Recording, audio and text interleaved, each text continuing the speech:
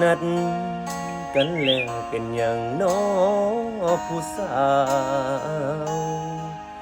ปีนี้อายคือบ่เห็นเจ้าอยู่หน้าเวทีไปลีอยู่ใส่น้อลาลืมกันแล้วบ่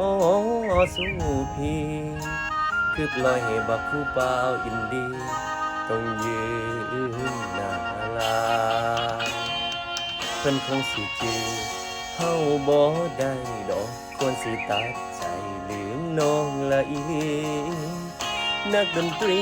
ผัดยางมาบอกว่าบังเอิญเห็นน้องอยู่หน้าเวทีเจ้ายืนอยู่แจลำโพงฟังสายมากับผู้บ่าวหน้าตาบักดีสิออกไปห้องเพลงหยังละหานี้จังบ่อยากอายน้ำตาห้องหมอลำบ่เก่งดอกแต่มื้อนี้สิเต้ยโศกให้มวนเพื่อเป็นการสั่งลาพุทธาอาศัยจังหวะลำยาวกลบเกลื่อนน้ำตา